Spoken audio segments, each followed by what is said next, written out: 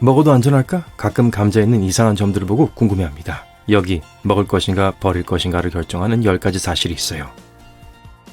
매년 미국에서만 거의 6천만 톤의 음식이 낭비된다는 걸 알고 있었나요? 생각해보세요. 이 수치는 미국의 모든 음식의 거의 40%가 낭비된다는 것을 의미합니다. 사람들은 재료에 확신이 없으면 음식을 버립니다. 조심하는 것은 이치에 맞지만 만약 그 음식이 이상하게 보이기만 할 뿐 먹기에 안전하다면 어떨까요? 목록의 첫 번째 항목은 소고기입니다. 고기에 관해서라면 사람들은 각별히 조심하게 됩니다. 가게에서 소고기를 산다고 상상해보세요. 나중에 보니까 고기에 갈색 점들이 있다는 걸 알게 됩니다. 즉시 버리기 전에 제 말을 끝까지 들어보세요. 이건 정상적인 현상입니다. 사실 쇠고기 안에서도 갈색층을 볼 수 있어요. 밝은 빨간색은 신선한 고기를 의미하죠. 꼭 그렇다고 말할 순 없어요. 고기가 처음 잘릴 때는 젓갈색이에요. 만약 고기가 빠르게 진공 포장된다면 그 색깔을 유지할 거예요. 하지만 고기가 15분 정도 공기에 노출되면 산소는 빨간색으로 보이는 변화를 일으킬 것입니다. 생화학적 반응이 시작될 때 붉은색은 갈색으로 변할 수 있어요. 이 작업은 몇 시간이 걸릴 수 있습니다. 식료품점의 직원들은 소비자들이 갈색을 띠는 소고기를 꺼린다는 걸 알기 때문에 밝은 빨간색을 얻기 위해 하루에도 몇 번씩 고기를 갈아요. 만약 쇠고기가 산소 투과성 플라스틱에 쌓여있다면 그것은 산소에 노출된 후에 밝은 빨간색으로 변합니다. 고기에서 냄새가 나지 않고 신선해 보이고 제대로 보관되었다면 먹어도 안전합니다. 새우 껍질 아래에서 어두운 선을 발견한 적이 있나요? 소고기와 비슷해요. 새우살의 검은 선은 자연적인 현상입니다. 새우를 물에서 꺼낸 후에 점차 발생합니다. 고기는 산소에 노출되면 검은색은 시간이 지남에 따라 더 선명해져요. 여기에도 동물의 패턴 자체가 하나의 요인이 될 수 있습니다. 이 검은 선들은 새우에서 자연적으로 발생하는 변색일 수 있습니다. 고양이를 생각해보세요. 또한 다른 색깔의 패턴을 가지고 있지만 모두 같은 종입니다. 다음번에는 주방에서 작은 실험을 해보세요. 있습니다. 2마리의 새우를 나란히 놓고 새우의 색깔 패턴의 작은 차이를 관찰하세요. 새우는 더 이상 먹을 수 없게 되면 뚜렷한 악취가 나기 때문에 냄새와 맛이 신선하다면 버리지 마세요. 곰팡이 핀 요거트를 먹어야 할까요? 표면에 있는 녹색 물질은 입맛이 떨어지지만 그걸 퍼낸다면 아래에 있는 요거트는 깨끗한 것처럼 보일 거예요. 간단한 대답은 버리세요. 그 곰팡이는 위에서만 보이지만 아마 깊이 들어갔을 겁니다. 맛이 없을 것은 말할 것도 없습니다. 많은 곰팡이들은 무해하지만 어떤 곰팡이들은 독성 물질을 생산합니다. 녹색 곰팡이는 페니실름의 한 종류입니다. 이 단어가 친숙하게 들리나요? 항생제 페니실린에 사용된 것과 같은 종류의 곰팡이입니다. 너무 흥분하지 마세요. 곰팡이가 핀 요거트를 먹는다고 박테리아 감염이 마법처럼 치료되지는 않을 거예요. 그저 유제품을 망칠 뿐입니다. 2013년에 한 계열의 요거트와 관련된 발병이 있었습니다. 그 회사는 평소처럼 제품을 가게에 넘겼어요. 얼마 후 고객의 불만이 있었습니다. 요거트가 수프처럼 보였고 정말 오래된 맛이 났다고 했어요. 곰팡이의 일종이 이산화탄소를 방출한 것으로 밝혀졌습니다. 그것은 제품을 거품이 나고 부풀게 만들었습니다. 그 회사와 다른 독립과학자들은 문제의 이 곰팡이가 사람들에게 해롭지 않다고 말했습니다. 하지만 200명 이상의 사람들이 영향을 받았다고 보고했어요. 그래서 이런 일은 여전히 일어날 수 있습니다. 본인의 직감을 믿으세요. 새로 개봉한 포장지에서 곰팡이를 발견한다면 제조업체에 문의하세요. 시스템 문제를 회사에 알리고 잠재적인 미래 제품 낭비를 방지함으로써 다른 사람들이 동일한 환경에 직면하는 것을 방지할 수 있습니다. 게다가 회사는 아마도 보상을 하고 싶어 할 것이에요. 새 요거트를 주거나 무료 제품을 위한 쿠폰을 제공할 수도 있어요. 아보카도는 왜 가끔 안에 갈색 점이 있을까요? 엄밀히 말하면 먹을 수 있지만 먹고 싶은 기분이 들지 않을 거예요. 아보카도는 비타민 C, E, K와 B6와 같은 많은 비타민의 원천이고 마그네슘, 칼륨 등의 건강에 좋은 성분이 많이 들었습니다. 아보카도는 그런 건강식물이 되기 위해 열심히 일해요. 이 안에는 영양분, 물, 당분이 흐르고 있어요. 네, 엄밀히 말하면 아보카도는 과일이에요. 어쨌든 아보카도는 정맥과 같은 수송 경로를 가지고 있어요. 이런 경로는 일반적으로 우리에게 보이지 않습니다. 뭔가 비정상적으로 될 때까지는요. 아보카도가 너무 추운 온도에서 필요 이상으로 오랜 시간 동안 저장되는 경우죠. 그 결과 조직세포가 약화되고 악화되기 시작할 수 있어요. 전문가들은 아보카도가 수확된 후에 우리가 과일을 사기 전에 냉장고에 몇 주 동안 머무르면 혈관 갈색화가 일어날 수 있다고 말합니다. 이런 현상은 아보카도를 며칠 동안 실온에 두면 나타납니다. 너무 심하게 자책하지 마세요. 여러분 잘못이 아니에요. 그렇다면 먹어야 할까요? 아니면 버려야 할까요? 갈색 점박이 아보카도는 먹을 수 있지만 먼저 맛을 보는 게 좋을 거예요. 일반적인 것에 비해 맛이 없을 수도 있습니다. 감자 껍질 아래 하얀 부분은 어떨까요? 먹어도 될까요? 버려야 할까요? 검은 멍 자국 같지만 검은색은 아닙니다. 만약 감자의 바깥층이 정상적으로 보인다면 그 이상하게 생긴 하얀 매듭은 곰팡이가 아니에요. 곰팡이가 핀 감자는 감자칩에 왜 그 맛있고 바삭바삭한 물결이 있는지 궁금했던 적 있으세요? 여러분이 친구들과 영화를 보면서 감자칩을 먹고 있다고 해봅시다. 주름이 없는 감자칩과 있는 감자칩 중 어느 걸 소스에 찍어 먹고 싶나요? 주름이 없는 감자칩은 소스의 무게를 감당하지 못하고 부서져요. 아이쿠, 흰 티셔츠에 소스가 다 묻었네요. 그래서 주름진 감자칩 승리입니다. 그리고 주름진 감자칩이 입에 더 좋은 느낌을 줘요. 일반 감자칩은 감자의 맛을 떨어뜨리는 기름 맛이 두드러져요. 손가락에 기름이 묻을 수도 있고요. 그럼 그게 무슨 재미죠? 자, 여러분은 어떤 걸 더 선호하세요? 주름진 거요? 아니면 일반 감자칩이요? 바코드는 우리의 삶을 훨씬 더 간편하게 만들어줬어요. 하지만 그게 어떻게 작동하는지 알고 계세요? 얼룩말 선이 핵심이에요. 바코드는 스캐너로 읽혀요. 스캐너에는 패턴을 감지하는 레이저가 있어요. 레이저가 바코드를 판독합니다. 바코드가 빛을 약간 흡수하고 나머지는 반사돼요. 컴퓨터는 바코드의 점, 선 및 숫자를 이해할 수 있어요. 검은색과 흰색 선을 0과 1로 생각하시면 돼요. 검은색은 빛을 흡수하고 흰색은 빛을 반사해요. 이 규칙이 여기에 적용되어 검은색 부분이 1이고 빛을 반사하는 흰색 부분은 0이에요.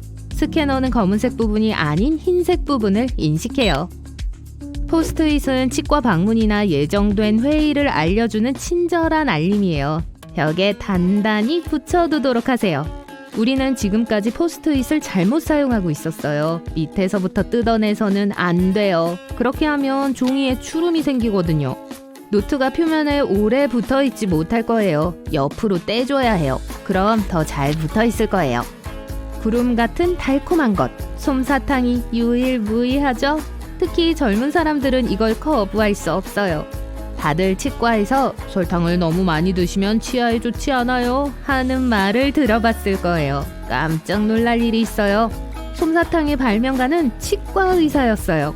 솜사탕은 1895년 사탕 만드는 사람인 존 C. 와튼과 치과 의사인 윌리엄 모리슨이 발명했습니다. 그들은 자신들의 제품에 요정치실이라는 이름을 붙였어요. 아무튼 멋진 이름이네요. 그들은 1904년 세인트루이스 세계 박람회에서 수천 개의 솜사탕을 팔았어요. 솜사탕은 여전히 우리와 함께하며 놀이공원에 나타나고 치과 의사들은 여전히 충치가 있는 사람들을 돌봅니다. 절대 변하지 않는 것들도 있죠. 여러분 막대사탕 좋아하세요? 여기에 왜 작은 구멍이 뚫려 있을까요? 막대사탕 막대기에 있는 두 개의 구멍은 간단한 호각으로 사용되는 게 아닐까요? 하지만 이것들은 사탕을 제자리에 고정하기 위해 거기에 있는 거예요. 막대기는 액체 시럽에 담가져요. 그게 구멍으로 흘러들어가 굳어지며 막대기를 둘러싸요. 인생을 바꿀 만한 발명품은 냉장고예요. 하지만 냉장고 문 뒤에 어두운 이야기가 있다는 걸 아는 사람은 많지 않아요. 냉장고 안전법규는 어린 아이들이 가정용 냉장고 안에 갇히는 것을 막기 위해 1956년 8월에 발효되었습니다. 냉장고에는 쓰지 않을 때 냉장고 문을 닫는 외부 걸쇠가 있었어요. 긴장 푸세요. 이 규정 이후 가정용 냉장고는 안에서 열 수 있도록 제작되었습니다. 욕실에서 부엌으로 이동할게요. 인스타그램 피드를 아래로 스크롤하면서 화장실을 쓰는 건 당연하게 여겨지죠? 그거 아세요? 세계의 많은 사람들이 화장실보다 더 많은 폰을 갖고 있어요. UN 보고서에 따르면 특히 남아시아와 사하라 이남 아프리카 지역에 수십억 명의 사람들이 화장실에 갈 수 없다고 해요. 휴대폰 소유자의 수는 적절한 배관과 위생적인 화장실을 가진 사람보다 많아요. 또 과학자들은 휴대폰이 대부분의 변기보다 10배나 많은 박테리아를 운반하고 있다는 것도 발견했어요. 그래서 이 영상을 보고 나면 핸드폰을 소독하고 싶을 수도 있어요. 전 세계 사람들과 대화하기 위해 페이스타임이나 스카이프를 사용하세요? 그게 채팅이나 회의 혹은 그 비슷한 것들을 위한 것일 수도 있죠. 하지만 웹캠 기술은 아주 합리적인 목표를 가지고 태어났었어요. 1993년 케임브리지 대학의 컴퓨터 과학 부서 연구원들은 커피포트가 비어 있는지 아닌지를 확인하는 시스템을 설치했어요. 네, 제대로 들으신 거예요. 우리들 대부분이 그렇듯 연구원들도 뇌에 연료를 공급하기 위해 커피가 필요했죠.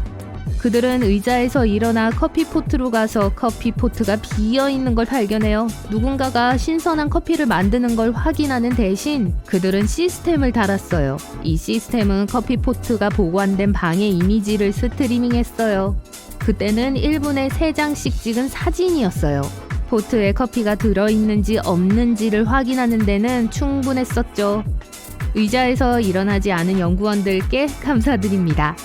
그리고 또 다른 작은 것도요. 이 기발한 아이디어를 생각해냈었죠. 여러분, 흰 달걀을 사세요? 갈색 달걀을 사세요? 색깔 말고 어떤 차이가 있을까요? 갈색 달걀이 더 비싼 경향이 있기 때문에 그 안에 있는 무언가가 가격을 조금 더 높여주는 걸 거라고 생각하는 분들도 계실 거예요. 그런데요, 달걀 껍질 색깔은 영양이나 품질에 영향을 주지 않아요. 두 알 모두 건강에 좋답니다. 갈색 달걀을 낳은 암탉에게 더 많은 사료가 필요하기 때문에 더 비싼 거예요. 흰 달걀 닭보다 키우는 게 더 비싸니까요. 비용은 소비자에게 반영됩니다. 부엌 냄비와 냄비 손잡이에 구멍이 뚫려 있죠? 우린 주로 이 구멍을 사용해서 주방용품을 캐비넷 문에 수직으로 걸어요. 제2의 사용법이 있어요. 여러분이 가족을 위한 파티를 하려고 여러 가지 요리를 한다고 상상해보세요. 부엌 카운터는 물건들로 가득 차 있죠. 소스, 숟가락을 둘 곳을 찾는데 어려움을 겪고 있어요. 숟가락을 냄비 손잡이의 가장자리에 있는 구멍에 넣으면 됩니다. 여러분이 소스를 다시 저을 때까지 숟가락은 그곳에 안전하게 있을 거예요. 모든 숟가락이 구멍에 들어가는 건 아니에요. 쉽게 바닥으로 미끄러질 수도 있어요. 숟가락이 깨끗할 때 미리 해보는 게 좋을 거예요. 집에 들어가는 길에 여분의 토핑이 들어간 국수를 테이크아웃 한다고 상상해보세요. 최근에 이사를 해서 모든 접시가 이삿짐 상자 안에 있어요. 여러분은 이 국수 상자를 가지고 허우적거리고 있어요. 토핑이 바닥에 붙었어요. 소스도 골고루 섞이지 않았고요. 우리는 포장 상자로 더 쉽게 먹을 수 있는 방법을 놓치고 있어요. 상자는 평평하게 접시 역할을 할 수 있어요. 종이의 가장자리를 잡고 펼치세요. 불쌍한 피트는 벌레를 너무 무서워해서 원하는 건 단지 벌레로부터 안전할 수 있는 장소를 지구에서 찾는 거예요. 수년간의 연구와 여행 후에 그는 결국 갈 곳을 찾았어요. 남극이요. 피트는 이 추위에서 벌레가 살아남지 못할 거라고 확신하며 이곳에 도착했어요. 피트는 곤충들이 이 행성의 모든 대륙에 있다는 걸 알지 못했죠. 그렇지는 않아요. 남극 대륙에 관한 건 좀 맞았어요. 벌레가 많은 곳은 아니니까요. 사실 이곳을 집이라고 하는 진정한 곤충 종은 딱 하나예요. 남극 깔따구라고 불리는 날개 없는 작은 곤충이에요. 이파리는 아주 작지만 남극 대륙에서 가장 큰 육생 곤충이에요. 좋아요. 말 그대로 지구상의 곤충을 피할 수 있는 곳이 없다는 걸 알았어요. 그것도 사실 진실은 아니에요.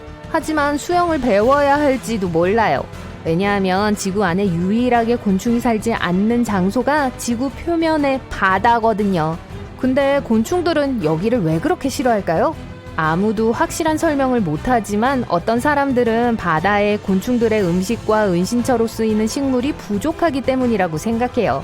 사방에 곤충들의 귀가 있으니 지구상에서 가장 큰 비밀 요원 네트워크일 수도 있어요. 하지만 대부분의 경우 이 귀는 머리에 있지 않아요.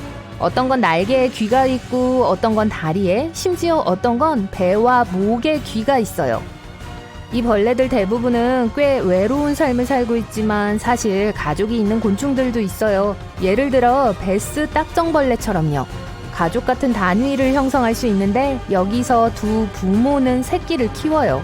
또 자신들만의 언어를 갖고 있어서 서로 삑삑거리며 소통해요. 특정 높이에서 곤충이 떨어지면 피해를 입을까요? 이 주제는 좀 더 복잡해요. 하지만 개미를 예로 들어볼게요.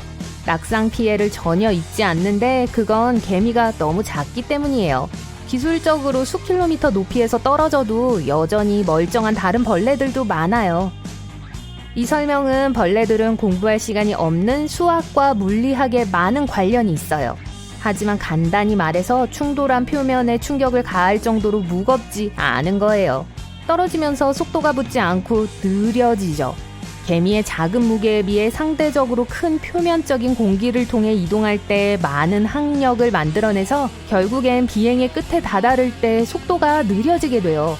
개미 이야기가 나와서 말인데 그렇지 않나요? 지구상에는 현재 약 1000조 마리의 개미가 있어요. 이는 한 사람당 약 140만 마리의 개미로 세계 인구 74억 명을 대상으로 계산한 거예요. 만약 그런 식으로 본다면 여긴 개미들의 행성 아닌가요? 우주비행사 헬멧을 쓴 초파리를 상상하긴 어렵지만 초파리가 사실 우주로 발사된 최초의 살아있는 생명체였어요. 1947년 V2 로켓을 타고 200초도 안 되는 시간에 약 110km의 고도에 도달하면서 지구에게 작별을 고했던 때죠. 그러고 나서 낙하산을 타고 지구로 돌아왔어요. 모든 곤충들이 그렇게 운이 좋았던 건 아니에요. 예를 들어 애벌레는 총 12개의 눈을 갖고 있지만 기본적으로 장님이에요. 단순한 작은 눈은 빛과 어둠을 구별할 수 있을 뿐이에요. 그래서 사실 앞에 뭐가 있는지 명확하게 알 수가 없죠. 그리고 아니요, 여러분이 생각하는 게 그거라면 안경은 도움이 안 돼요. 어떤 곤충들은 실제로 데이트 생활에 많은 노력을 기울여요. 좋은 예로는 암컷을 유혹하기 위해 팔굽혀펴기를 하는 강도래예요. 나비가 발로 주변을 맛본다는 걸 알고 있었나요? 정확히 들으셨어요. 그건 발에 음식을 찾는 걸 도와주는 미각 센서가 있어서예요. 그래서 나뭇잎 위에 서서 맛을 보죠. 만약 그 식물이 자신들의 애벌레가 먹을 수 있는 거라는 걸 알게 되면 이 자리에 알을 낳을 거예요. 하지만 물거나 씹을 수 없는데 어떻게 먹죠? 그들은 구문이라고 불리는 관처럼 보이는 긴 혀를 사용해요.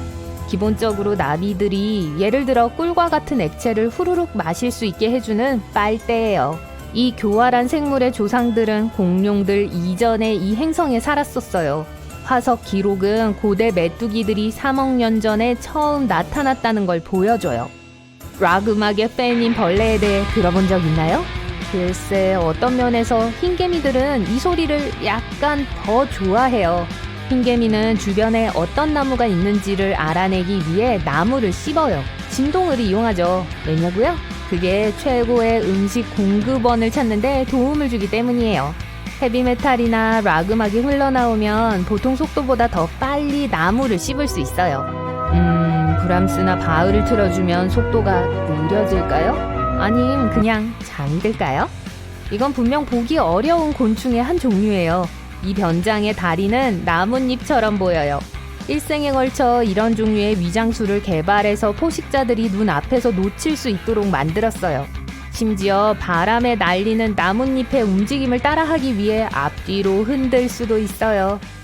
자연에는 자신만의 기상캐스터가 있어요. 강인한 귀뚜라미죠. 뭐 온도계같이 작동할 수 있다고 봐도 돼요. 알고 보니 1분 안에 들리는 귀뚜라미 울음소리를 세서 그걸 사로 나누면 외부의 온도를 수동으로 계산할 수 있어요. 그런 다음 40을 더해 화씨로 추정되는 온도 수치를 얻을 수 있어요. 귀뚜라미는 심지어 짝을 유혹하고 자신들의 영역을 지키기 위해 사용하는 그들만의 독특한 노래도 갖고 있어요. 네, 쫓아내고 동시에 끌어당기는 음악이요. 무료 원예 서비스에 관심이 있다면 무당벌레를 고려해보세요. 왜냐하면 무당벌레가 다른 곤충을 먹고 살거든요. 실제로 여러분의 식물을 손상시킬 수 있는 곤충들을요. 초파리와 다른 진드기들을 막아줄 수 있어요. 무당벌레는 일생 동안 5,000마리 이상의 곤충을 먹을 수도 있는데 그게 합쳐서 피부는 단지 우리 몸을 가리기 위해 있는 것이 아니에요. 우리를 보호하는 데에도 필수적인 역할을 해요. 숨쉬기와 삼키기를 동시에 할 순 없다. 거짓일까요? 사실일까요? 사실입니다. 이미 정답을 알고 있었을지도 모르지만 어쨌든 이걸 듣고 직접 시도해 보시겠죠? 목구멍에는 생존에 중요한 2개의 통로가 있어요. 화려한 의학적인 이름은 제쳐두고 기도와 식도라고 부를게요. 동시에 호흡과 삼킴을 하는 걸 예방해요. 그렇지 않으면 음식이 기도로 들어가 심각한 문제를 일으킬 수 있어요. 이건 항상 계획대로 진행되진 않아요. 때때로 기침을 하고 음식 조각이 폐에 도달하는 것을 막는 거예요. 인간은 독특한 지문을 가지고 있을 뿐만 아니라 독특한 혀 무늬도 가지고 있다. 거짓일까요? 사실일까요? 사실이에요. 인간의 혀는 음식을 맛보게 한다는 것만으로도 충분히 대단해요. 또한 질감이 독특해요. 사람들은 지문, 음성 스캔, 홍채 스캔과 같은 생체 인식 시스템을 인증을 위해 사용합니다. 이러한 정보는 식별 및 검증 단계에 중요해요. 혀무늬는 독특해서 복사하기가 매우 어렵습니다. 생체 인식 시스템 도구로도 사용할 수 있어요. 사람들이 보안의 목적으로 혀무늬를 일상생활에서 사용하기 시작한다면 어떨까요? 금고나 전화기를 혀무늬로 잠그는 걸 상상해보세요. 성인은 매주 3시간을 화장실에서 보낸다. 이게 사실일까요? 거짓일까요? 사실입니다. 과학자들의 조사에 따르면 평균 성인은 매주 3시간 9분을 화장실에서 보낸다고 합니다. 이건 운동하는 데 쓴 시간보다 더 많아요. 천천히 읽보세요. 서두를 필요 없죠. 잠을 자는 동안 1년에 8마리의 거미를 삼킨다. 거짓일까요? 사실일까요? 믿지 마세요. 우리와 거미 모두에게 다행히도 이건 사실이 아니에요. 더 이상 두려워하지 말고 푹 주무세요. 대부분의 거미들은 일부러 인간에게 다가오진 않아요. 게다가 자는 사람으로부터 나오는 진동을 이상하게 생각할 거예요. 아니면 거미는 그저 자신의 서식지에 살면서 여러분이 방을 같이 쓰는 룸메이트라고 생각할 수도 있어요. 실제 증거가 있지 않는 한 이건 거짓이에요. 허벅지 뼈는 수천 킬로그램의 힘을 견딜 수 있다. 이건 거짓일까요? 사실일까요? 네, 이건 사실입니다. 사람들은 일반적으로 허벅지뼈라고 부르지만 실제 이름은 대퇴골입니다. 이 뼈는 다리 윗부분에 있어요. 전문가들은 이 뼈가 잘 부러지지 않는다고 말합니다. 우리 해부학에서 2번째로 강력한 뼈예요. 첫 번째는 두개골의 측두골입니다. 첫 번째가 궁금하셨다면요. 어쨌든 허벅지뼈는 몸무게의 30배를 지탱할 수 있어요. 아마도 대퇴골이 인간의 몸에서 가장 길고 큰 뼈이기 때문일 거예요. 면도하면 털이 다시 더 두껍게 자란다고 믿나요? 거짓일까요? 사실일까요? 왜 거짓인지 알려드릴게요. 전문가들은 면도가 모발의 두께에 영향을 미치지 않는다고 말합니다. 털이 빠지는 게 아니기 때문에 뿌리는 그대로 있어요. 면도는 윗부분만 잘라요. 면도를 한 후 털이 잘려서 뭉툭하게 자랍니다. 그래서 더 두꺼워지는 느낌이 들 수도 있어요. 바닥에 떨어진 음식도 5초 안에 주워 먹으면 안전하다. 이것은 사실일까요? 거짓일까요? 바닥에 떨어진 음식을 먹는 걸 정당화하는 최고의 방법을 망쳐서 죄송해요. 하지만 5초룰 같은 건 없어요.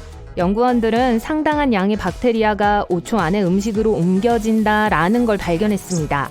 음식의 습기는 오염에 직접적인 영향을 미칩니다. 수박 한 조각과 감자칩을 바닥에 떨어뜨린다고 상상해보세요. 왜 2개를 같이 먹는지 어떻게 둘 다 떨어뜨렸는지는 몰라요. 어쨌든 이 예를 계속해볼게요. 수박은 감자칩보다 더 오염될 거예요. 왜냐하면 수박은 수분이 더 많기 때문이죠. 수박의 표면은 박테리아를 더 쉽게 옮겨요. 금발과 빨간 머리는 곧 사라질지도 모른다. 거짓일까요? 사실일까요? 쉬운 문제죠? 이건 거짓이에요. 빨간 머리나 금발 머리는 열성 유전자와 연결되어 있습니다. 머리 색깔을 드러내지 않고 한 세대에서 다른 세대로 전달될 수 있어요. 만약 두 부모 모두 올바른 열성 유전자를 가지고 있다면 다음 세대는 금발이나 빨간 머리를 가질 가능성이 높습니다. 이 유전자들은 희귀하지만 사람들은 여전히 이 유전자들을 가지고 있기 때문에 영원히 사라지지는 않을 거예요. 그런 일이 일어나려면 말 그대로 그 유전자를 가지고 있는 지구상의 모든 사람들이 사라져야 해요. 그래서 가능성은 낮습니다. 커피를 마시면 탈수된다. 사실일까요? 거짓일까요? 거짓입니다. 모닝커피를 즐겨도 돼요. 네, 커피 마시고 나서 화장실을 더 자주 가게 될 수도 있어요. 하지만 그렇다고 몸에서 더 많은 물이 빠져나간다는 의미는 아니에요. 카페인의 효과에 대해 이루어진 수많은 연구들이 있습니다. 이러한 연구 중 일부는 하루에 적당한 양의 커피를 마시는 것이 탈수 위험을 증가시키지 않는다는 걸 밝혀냈어요. 요거트를 먹는 것은 소화를 돕는다. 사실이라고 생각하세요? 아니면 그저 또 하나의 거짓일까요? 사실이에요. 하지만 요거트를 잘 골라야 해요. 요거트는 프로바이오틱스가 함유된 음식입니다. 장에서 모든 것이 원활하게 흐르게 하는 좋은 박테리아죠. 요거트를 먹는 것만으로는 건강한 소화 시스템을 갖추기에 충분하지 않을 수 있지만 소화기관을 긍정적으로 지원합니다. 모든 요거트가 다 같은 건 아니라는 걸 명심하세요. 일부는 설탕이 들어있거나 사탕이나 쿠키와 같은 토핑이 함께 나옵니다. 평범한 걸 선택하세요. 머리를 자주 자르면 머리카락이 더 빨리 자랄 것이다. 사실일까요? 거짓일까요? 머리카락이 더 빨리 자랄 테니까 자른 머리 때문에 울지 말라는 말을 들은 적이 있을 거예요. 안타깝게도 머리카락의 성장률은 얼마나 자주 머리를 자르느냐에 달려있지 않습니다. 머리카락의 평균 성장률은 하루에 3mm예요. 게다가 나이, 호르몬, 심지어 1년의 어떤 시기인지에도 영향을 받아요. 이 새로운 사실을 알고 미용실 예약을 연기하는 분들이 계실까요?